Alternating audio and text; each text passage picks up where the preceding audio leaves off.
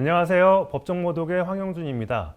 윤석열 대통령 탄핵 심판 선고를 앞두고 정치권에서 개헌 논의가 확산되고 있습니다. 개헌 전도사이자 우리 정치권의 큰 어른이시죠. 정대철 헌정회장님 모셨습니다. 어서 오세요. 네, 감사합니다. 예, 바쁘실 텐데 시간 내주셔서 감사합니다. 예. 일단은 먼저 윤 대통령 얘기 먼저 나눠보겠습니다. 네. 윤 대통령이 이제 회장님하고 서울대 법대 이제 후배이기도 하고 벌써 아신 지가 한 30년쯤 되셨다고 네.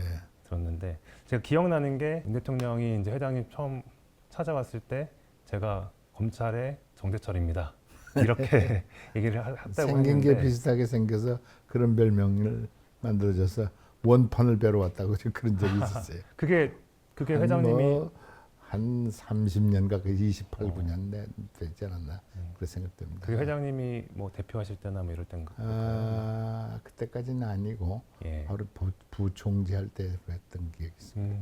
30년 전쯤 됐습니다. 윤 대통령은 이제 검사 시절에 예. 있었던 거고, 회장님한테 직접 들었던 얘기 중에 하나가 2016년에도 한번 안철수 대표하고 같이 만나서 이제 예. 출마 건의했던 얘기가 기억나거든요. 만남을 주선하셨던 거죠, 그때? 예, 아니 처음에는 안철수 대표가 사람을 추천하라고 그래서 네. 좋은 사람이 있다고 그러고 추천을 했었습니다. 그런데 처음엔 흔쾌히 받아들였다가 네. 하루 이틀 생각하더니 안 해야 되겠습니다. 그러니까 왜 그렇습니까? 그랬더니 제가 지금까지 최근에 하는 행동들이 정치하려고 국회의원 하려고 하는 행동으로 보여지면 제 순수성이 무너지는 것 같아서 이번은 안 해야 되겠습니다. 그래서 안철수한테 내가 다 얘기를 해서 마련해 놨는데, 그래서 안철수 대표하고 만나서 그 다시 취소하느라고 한참 시간이 걸렸던.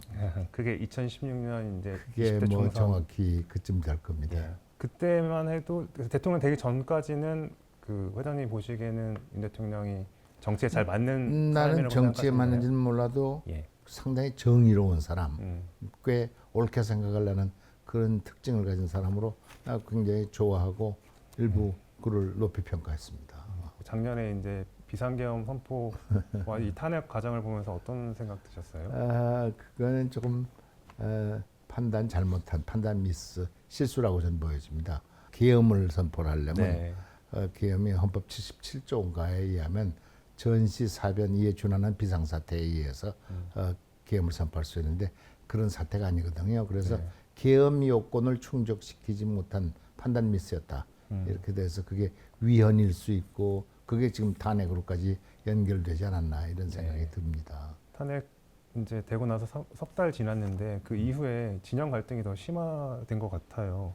그리고 또 여야 정치권에서 어쨌든 민심 분열과 혼란을 수습하기는커녕 뭔가 분열을 더 부추긴다, 이런 지적이 있는데 이 상황은 어떻게 보시나요? 탄핵 찬반 진보 보수가 이렇게 갈려서 민심이 뒤숭숭할 때는 정치인들이 나와서 민심을 좀 다독거리고 네. 갈등과 분열을 좀 수습해야 될 텐데 거꾸로 또 한쪽 편에 서서 갈등을 조장하고 분열을 더 높이는 것 같아서 굉장히 불안하다 이렇게 생각됩니다. 지금 이번에 멀지 않아서 탄핵 심판이 나오면 네. 그게 인용이 되든 기각이 되든 정치인들과 사회 지도자들과 정부들이 이거 첫째 승복해라.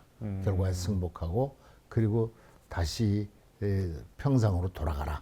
그래서 수습하고 설득하는 모습이 필요하다 이렇게 생각되는데요. 특별히 윤석열 대통령 스스로도 당신이 인용이 되든 기각이 되든 승복해야 된다. 그렇게 수습하는 모습이 큰 지도자로서의 모습으로 전 보여진다 이렇게 생각을 합니다. 그런데 아직까지도 윤 대통령은 본인 입으로는 말씀을 안 하고 계시더라고요. 승복하겠다 이런 걸요. 재판 결과 또 탄핵 심판 결과로 승복을 안 한다는 것은 민주국가에서는 거의 있어서는 안 될 일이기 때문에 더군다나 대통령까지 지낸 정치 지도자로서는 난 당연히 승복하리라고 생각을 하고 기대하고 다 승복하고 나아가서 국민들이 승복하고 또 평상으로 돌아가라는 그러한 설득의 말씀이 있는 것이 큰 지도자다운 모습일 것이다. 이렇게 저는 생각합니다. 헌정의 차원에서도 이제 국회에서 이제 승복 결의안을 이제 추진하라고 이제 제언하셨잖아요. 예, 그렇습니다. 그런 지금 차원이죠. 국회의장이 좀 주선을 해서 여야를 다 모아서 이것도 어떤 쪽으로 또 결과가 나왔든 간에 네. 그게 인용이 됐건 기각이 되든 그 헌법재판소 결과는 마지막 결과이기 때문에 거기에 승복하고 평상으로 돌아가서 갈등과 서로 다른 모습 그 민심이 좀 잘 가라앉고 수습이 되도록 국회에서 민의의 대변 기관으로서 그러한 결의를 해서 국민을 한쪽으로 좋은 쪽으로 몰아갈 수 있도록 하는 것이 바람직하다 이렇게 생각해서 그렇게 하라고 권면했습니다. 근데 정치권에서는 또 승복 가지고 이제 뭐 진정성이 있네 없네 가지고 또 싸우기도 하고 그리고 또 그 국민의힘 일각에서는 그러면 이재명 대표도 곧 항소심 재판이 있는데 거기에 대해 승복해야 되는 거 아니냐? 이건 어떻게 생각하세요? 지금은 중간심이겠죠. 네. 항소심에서 항소심. 결과 나오면 물론 승복하고 나중에 상고심을 기다리더라도 대통령 출마 여부가 그 쟁점이 되는데 그렇습니다.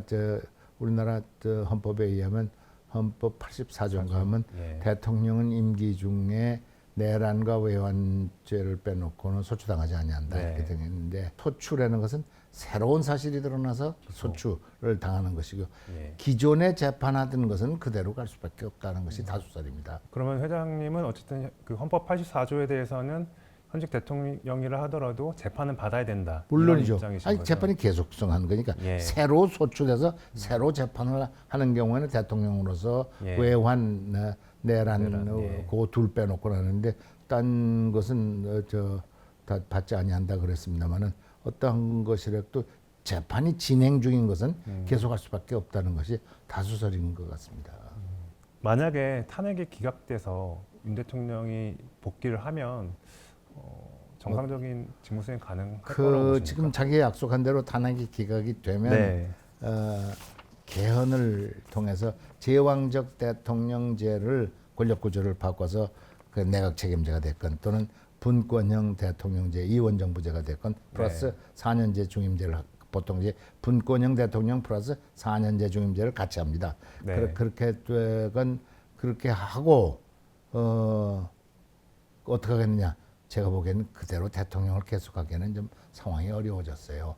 그래서 선거관리 중립내각 그런 총리를 만들어 놓고 그리고 나는 하야. 스스로 하야하기를 바랍니다. 지금 이제 감옥 갔다 온 대통령이 계속 하시겠다고 우기면요, 그 국민들한테 그래 큰 지지 받지 못한다는 것이 제 개인적인 판단이고 네. 뜻 있는 국민들이 그렇게 많이 생각할 거라고 저는 생각합니다. 자연스럽게 개헌 얘기로 넘어갔는데요. 네. 회장님께서 어쨌든 계속 아까 제가 개헌 전도사라고 이제 말씀드린 것처럼 이제 개헌에 대해서 적극적으로 목소리를 내고 계신데 그 일단은 개헌의 필요성 그리고 이제 개헌의 방향에 대해서 좀 간단히 설명 좀 부탁드리겠습니다. 예, 저는 평상시에 개헌은 6가지 점에서 해야 된다고 생각하고 늘 네. 얘기하고 있습니다. 첫째는 12월 3일의 교훈이다. 잘 나가던 대통령도 삐걱해갖고 제왕적 대통령으로 변할 수 있는 바탕, 네. 헌법이 마련되어 있단 말씀입니다. 그래서 빗나갔는데 이번에도 또 대통령 또 뽑아놓으면 누가 100% 보장하겠습니까? 그래서 선 개헌 후 대선 정치 일정하도록 해야 되는 네. 거고 두 번째는 국민적 지지가 60% 내지 70% 지지가 있습니다. 개헌하라는 요청이 있습니다. 네. 세 번째는 국가 백년 대계를 위하거나 또 이 나라의 민주주의 발전을 이 나라의 정치 발전을 위해서 개헌이 필요하다는 것이고요. 네 번째는 정치 개혁에 가장 시급하고 필요로 하는 것이 개헌입니다. 정치 개혁을 위해서 필요하다는 것이고 네. 다섯 번째 제가 꼽고 있는 것은 이것도 정치 경험법칙상입니다만은 지금까지 87년도 이후 지금까지 38년 동안에 대통령이 8분이 계셨습니다. 노태우, 김영삼, 김대중 존칭 생략입니다. 네. 노무현, 이명박, 박근혜, 문재인, 윤석열까지 8분의 네. 대통령이 선거 공약으로 개헌하겠다. 아니면 정치적인 약속을 해놓고 아니면 찬동을 해놓고 다 꽁꼬먹은 자리가 됐어요. 대통령 되면 다 잊어버려. 네. 왜? 권력 많이 갖는 것이 좋거든. 네. 그래서요. 그렇게 됐는데 이번에는 이런 경험을 살려서 또 안 할 가능성이 또 높아요. 그러니까 미리 선개헌 후 대선 내지는 네. 정치 일정을 해야 된다는 것이 5번째고, 6번째는 안 치르고 싶은 사람들, 미리 개헌 안 하고 싶은 사람들이 그 단시간 내에 안 된다. 그런데 단시간에 됩니다. 헌법학자들이든가 개헌 헌법 전문가들이 35일 내지 60일이면 충분하다. 근데 네. 지금 60일. 심판이 되면 60일 내거든요. 예. 그 중간에 충분히 할 수 있고, 만약의 경우에 잘 안 맞는 경우에는 대통령 선거와 국민투표를 같이 해서 그래서 새 헌법을 만들고 새 헌법 부칙에다가 새로 당선되는 대통령은 새 헌법에 의해서 통치한다. 이거 한 종만 따르면 됩니다. 단시간 내에 가능치 않다는 얘기를 가능하다는 얘기를 그래서 이 6가지 조건에서 됐고요. 방향은 2가지 크게 방향밖에 없습니다. 하나는 내각 책임제로 가냐. 네. 이원 집정부제, 예. 이원 정부제입니다. 정부제. 집정부제라는 표현도 쓰는 사람이 있습니다. 예. 이원 정부제 플러스 4년 임기가 4년 중임, 4년에 2번 할 수 있다. 네. 이거 같이 다 쫓아다닙니다. 그런데 이제 이걸 분리해서 어떤 사람들이 생각하는데 그냥 이원 정부제만 갖고는 좀 곤란하다. 아니죠. 4년 중임제만 갖고는 그러면 8년까지 임기를 할 수 있고 더 늘려놓고 대통령의 권한은 줄여들지 않아서 제왕적 대통령이 그 채로 연장되면 곤란하다. 그래서 이원 정부제 분권형 대통령제로 해서 대통령 권한을 줄여놓고 네. 그리고 4년 중에 문제는 국민이 4년마다 한 번씩 심판할 수 있게끔 만들어 놓는다는 2가지인데, 저는 개인적으로는 내각 책임제를 속으로 좋아하고 선호하는데 네. 국민적 요청이 아직 거기까지 못 갔어요. 대통령. 그래서 아직도 네. 자기 손으로 자기 대통령을, 우리들의 대통령을 뽑겠다는 것이 국민들의 그렇죠. 요청이기 때문에 예. 분권형 대통령제 플러스 4년 중임제가 정답이다. 글로 지금은 갈 수밖에 없다. 이렇게 생각을 하고 있습니다. 근데 분권형은 어떻게 하느냐. 3가지 방법이 있어요. 첫째는 책임 총리제. 네. 총리한테 권한을 어느 정도 주고 국회에서 뽑고 국회에서 책임지는 대통령의 권한을 좀 이렇게 내려주는 거예요. 네. 2번째는 상원을 만들어내는 겁니다. 지금 우린 단원제인데 양원제 상원 만들어내서 상원이 대통령의 권한을 이양받아서 예컨대 미국식으로 고급 공무원의 임명에 관한 동의.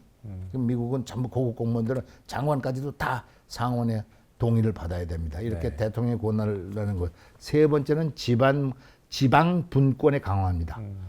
지방자치한테 대통령의 권한 내지는 중앙정부의 권한을 내려줘서 네. 제왕적 대통령을 분권형으로 만들어갈 수 있는 이렇게 가능한 한 제도들이 있습니다.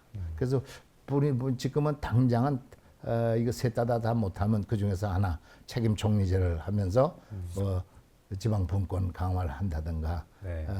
그리고 상원제는 시간이 좀 걸리니까 차차 생각해서 할 수도 있다. 그리고 시간을 맞춰서 할 수 있다. 이렇게 저희들이 상정하고 있습니다.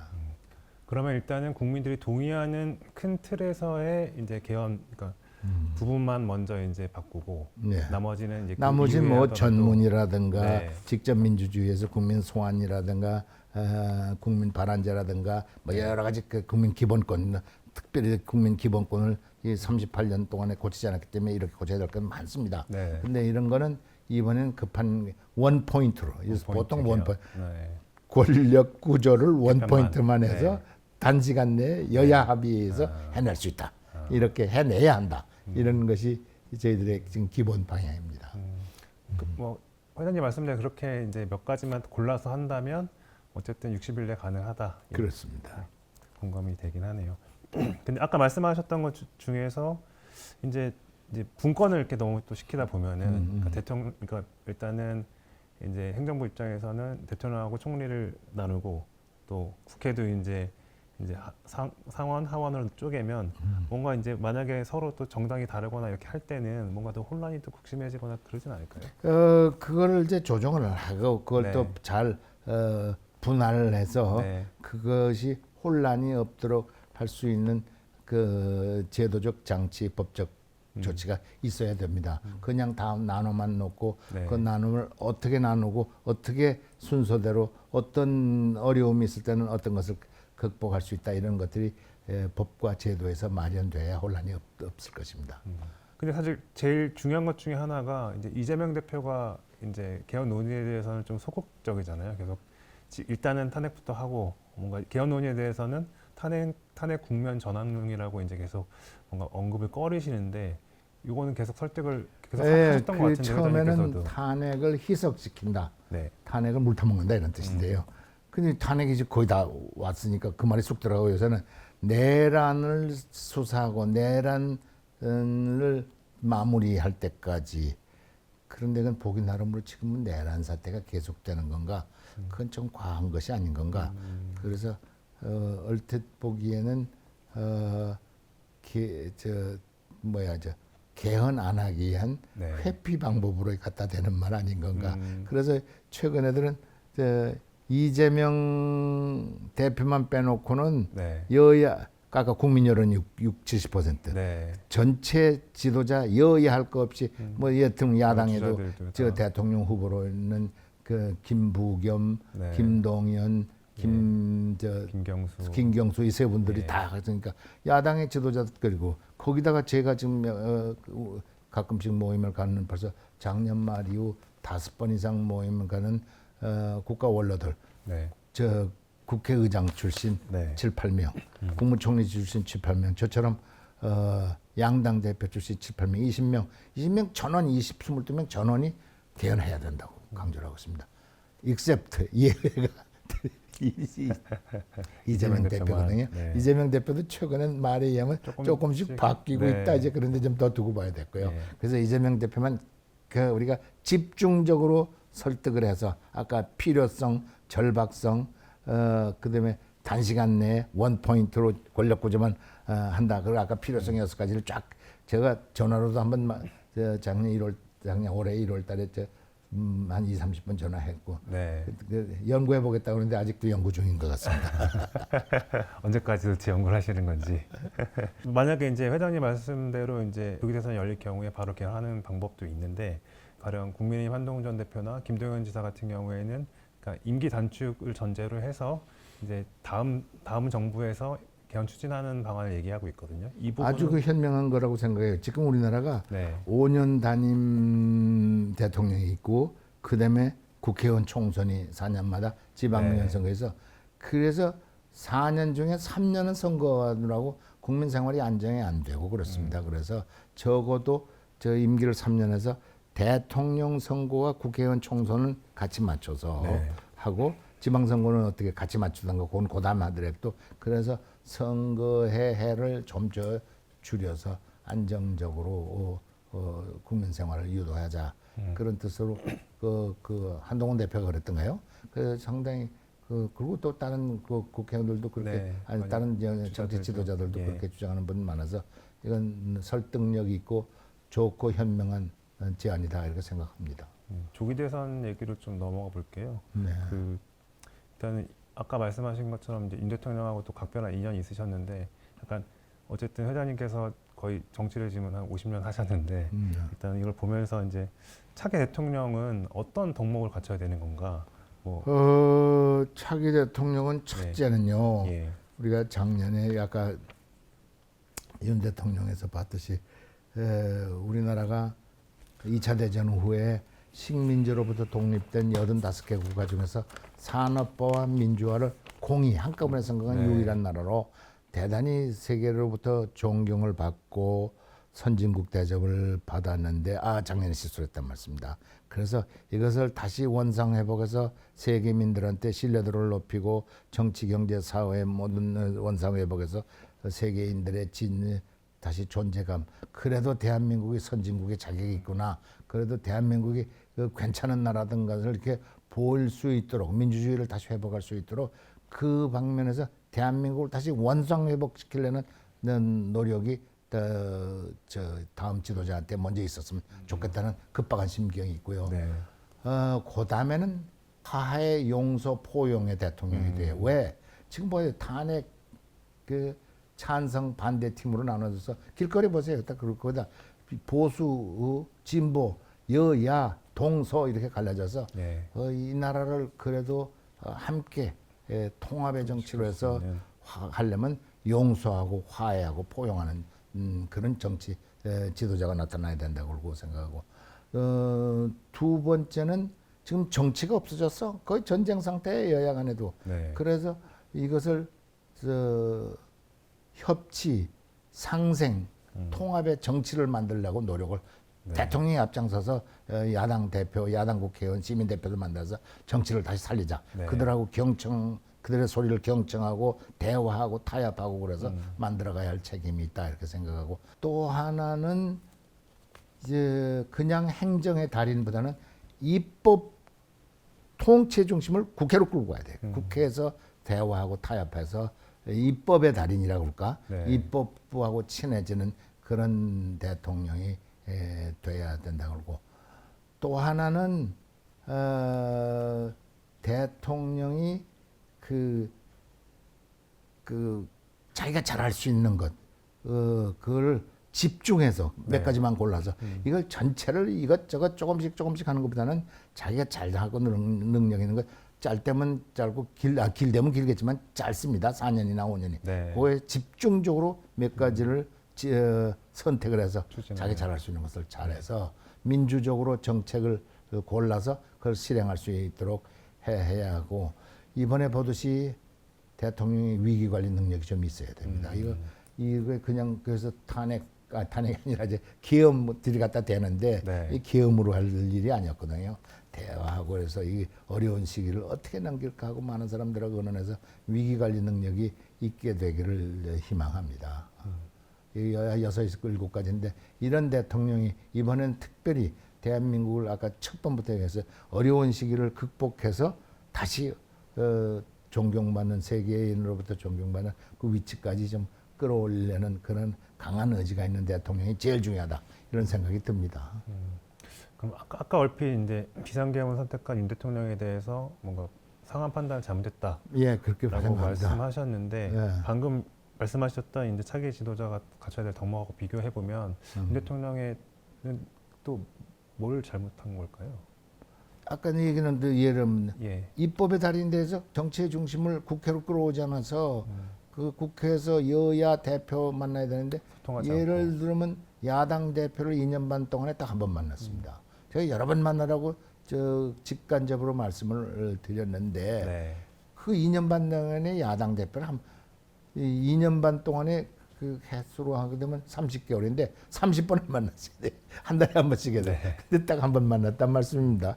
그게 잘못됐겠죠. 그래서 야당 대표를 만나서 속으로는 좋게 개인적으로는 좋지 않게 생각하더라도 만나서 거기서 뭔가 네. 대화하고 설득하고 서로 조정하고 이런 필요가 있었는데 그게 제일 안 됐던 그런 거고 또 하나 든다면 인사가 만사인데 이 양반이 인사가 너무 좀 치우쳤어. 자기 잘 가까운 뭐 네. 그럴 수밖에 없지. 검찰 출신, 검사 출신들을 너무 많이 갖다 놔서 예. 골고루 능력 있는 사람들을 여기저기서 갖다 썼으면 더 좋았을 걸 하는 생각을 지워버릴 수가 없습니다. 뭐 리더십 얘기가 나와서 하나 더 여쭤보고 싶은 게 그 회장님은 가장 존경하는 정치인이 누구였습니까? 꼭 한국이 아니더라도. 한국이 뭐 저는 링컨 대통령을 꽤 좋아하고 어렸을 때부터 많이 읽었는데 그 링컨 대통령이 아까 화해 용서 포용의 대통령입니다. 남북 전쟁을 하면서도 남북 전쟁을 끝내놓고 남쪽에 어려운 것을 다 수용했단 말씀입니다. 나중에 그래서 네. 한 나라가 될 수 있도록 만들 자기 자서전에도 이렇게 썼습니다만은 이거 참 존경스럽다. 그리고 자기 공격하는 사람들이 많았었는데 그거 네. 다 속으로 가라앉히고 용서하고 같이 수용하려고 노력하는 자세. 이거 거의 뭐 여러 가지 평이지만 성인에 가깝구나 이런 그냥 링컨 자서전을 보면서 네. 많이 배웠던 기억이 있습니다. 우리나라도 정치인들 뭐 훌륭한 분들이 참 많습니다. 그래서 제가 여기서 뭐 특별히 하지 않았습니다만은 네. 넬슨 만델라가 저쪽에 화해 용서의 대통령이었으면 대한민국에는 김대중 대통령이 화해 용서의 대통령입니다.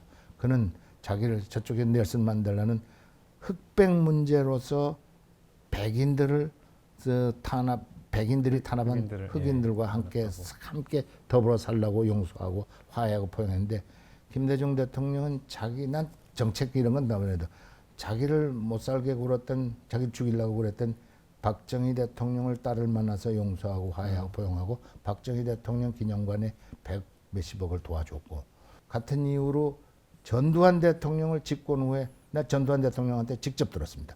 5번을 만나서 집권 경험을 들고 저 종에다 써가면서 얘기하길래 전두환 대통령 우연히 만났더니 난 당신 일본 말로 오야붕이라는 게 당신이 보스라는 뜻이야. 보스나 김대중 대통령 존경합니다. 그래요. 그랬더니 내가 좀 곤란하게 만들지 않았어. 좀 그러더니 내가 죽이라고 그러지 않았어. 성대모사 잘하시는데. 그러니까 그럼에도 집권 후에 나를 만나서 그 집권 경험을 들겠다고 그런데 나 존경합니다.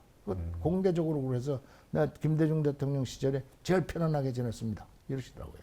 그래서 김대중 대통령 나 딴면은 또 다 이렇게 저렇게 얘기할 수 있지만 그 화해 포용을 통해서 보복 없는 그래서 정치가 과거의 대통령들하고 전부 친하게 지내서 좋은 점은 받아들이고 나쁜 점은 반면교사로 삼아서 나갈 수 있는 이 흐름을 만들었다는 데에서 대단히 난 존경한다 이렇게 제 마음속에 그렇게 생각하고 있습니다. 네, 계속 리더십 얘기를 하는 중인데 차기 리더십으로 회장님 보시기에 일단은 여야 한 명씩 누가 좀 그래서 난 뭐 지도자 여당 쪽에는 친윤이 아니길 바래요. 왜 그러냐면 그래야 경쟁력이 있습니다. 네. 지금 친윤에 윤석열 대통령이 도와주면 계엄 옹호당, 계엄 옹호 세력이 돕는 거라 그러면 이 중도 세력이 그 사람을 돕겠어요. 그러면 어려워진다고요. 네. 그래서 친윤이 아닌 제3의 인물을 선정을 하면 경쟁력이 있고 해볼 만하고 이쪽에는 지금 아까 제가 했습니다. 김부겸 전 총리, 예. 김동연 지사, 예. 그다음 김경수 네, 이 세 분이 제일 꼭 보이는데 세 분 다 좋습니다. 그냥 특별히 김경수 씨는 나이가 조금 그래서 김동연, 김부겸 이 두 분이 좀 더 가능성이 높아 보이는데 두 분이 경쟁해서 한 사람만 나중에 뽑혀지면 네. 이재명 씨면 나오면 이재명 씨는 소위 솔직히 말씀드려서 거부 반응이 꽤 많아졌는데 이재명 씨가 지금으로는 거의 되게 됐다고들 다들 그러지만 네. 이재명 씨가 아닌 영이면 국민들이 편안하게 대통령 후보로 뽑아지지 않겠는가 그런 생각을 전 개인적으로 하고 있습니다. 탄핵 심판 결과가 어쨌든 인용이 기각을 했기 때문에 당분간 뭔가 이제 사회적 혼란은 불가피할 걸로 보여요. 근데 이거를 어떻게 저희가 해소할 수 있을지 좀 그래서 지혜를 좀 나눠주시죠. 단기적인 안목에서는 아까 제가 얘기했습니다마는 여야 지도자, 정치 지도자, 사회 지도자, 네. 정부 지도자가 국민들이나 시위 참여자한테 승복해라. 그리고 평상시로 돌아가라. 그렇게 간곡하게 호소하고 그렇게 유도하도록 해야 될 것이고 네. 긴 안목으로 보면 정치를 활성화시켜야 됩니다. 정치가 지금 다 죽어 있는데 그래서 네. 상생, 협치 내지는 통합의 정치로 만들어가야 되는데 그러기 위해서는 한 4가지 점이 늘 내가 얘기를 하고 있습니다. 첫째는 민주주의의 기본 원칙이 되는 네. 서로 다르고 다를 수 있다. 영어로 표현해서는 agree to disagree. 다르다는 것을 서로 인정하고 이해해야 된다. 그 정도를 높여야 된다. 그게 당신하고 나하고 서로 민주주의 국가에서는 다를 수 있어. 다르다는 것을 인정하고 이해해야 된다. 두 번째는 진영 논리. 보수 진보 간에도 이거 똑같이 서로 이해하고 인정해서 어느 순간에 지금 진보가 잡고 있으면 내가 안 되는 경우에는 이제 보수가 드러날 수 있어. 그래서 보수에 대한 이해폭. 또 네. 진보, 거꾸로 보수가 있으면 진보를 그렇게 이해해야 된다. 세 번째는 힘의 논리, 다수결의 원칙, 거부권, 탄핵, 예? 뭐 거기다가 뭐 계엄은 안 섞어맞지만 힘의 논리를 자제해야 된다. 세 번째, 네 번째가 대통령 책임제에서는 대통령이 잘해야 돼요. 대통령이 야당 대표, 시민단체 대표들을 만나서 경청하고 대화하고 타협해서 그래서 상생, 협치, 통합의 정치를 만들도록 해야 될 궁극적인 책임이 있어요. 그래서 대통령이 앞장서서 이걸 만들어 가야 이게 이원집정제가 내각 책임제가 안 되는 한은 이원 정부제가 돼도 거의 마찬가지인데 소명 의식을 갖고 네. 해낼 때 그다음에 한 가지 더 하면 개헌을 통해서 제왕적 대통령제를 내각 책임제나 아까 이원 정부제 플러스 4년제 중임제로 되면 정치가 살아날 수 있다. 저는 그렇게 보고 있습니다. 마지막 질문인데요. 네. 방금 하셨던 답변하고 좀 겹칠 수는 있는데 제가 어제 오랜만에 찾아보니까 또 회장님이 1977년에 이제 9대 의원부터 하셨더라고요. 거의 진짜 48년 48년입니다. 하셨는데 뭔가 지금 정치인들에게 뭔가 따끔한 조언 한마디를 해주실 수 있을까요? 저는 네. 정치인들이 그 시대의 시대적 소명을 늘 마음속에 담고 있어야 된다 이렇게 생각합니다. 뭐 갑자기 물으셔서 저는 시대적 소명을 마음속에다 이 나라의 민주주의를 깊이 뿌리내리게 하는 일, 경제적으로는 경제를 성장시키고 한편 분배의 법칙으로 양극화를 극복해서 함께 더불어 잘 살 수 있는 사회, 공정한 사회를 만들어가는 일. 세 번째는 남북 간에 평화롭게 공존하고 궁극적으로 평화 통일로 갈 수 있는 그런 길에 대해서 정치인들은 항상 마음속에다 담고 이러한 소명으로 갖고 정치를 어떻게 해야 되는가 늘 그런 소명 속에서 자기 자신을 비춰봐야 된다 이런 생각을 하고 그래서 후배 정치인들도 그런 생각으로 정치하셨으면 고맙겠다 이런 생각을 해봅니다. 예, 잘 알겠습니다. 예, 여기까지 정대철 회장님이셨습니다. 감사합니다. 감사합니다.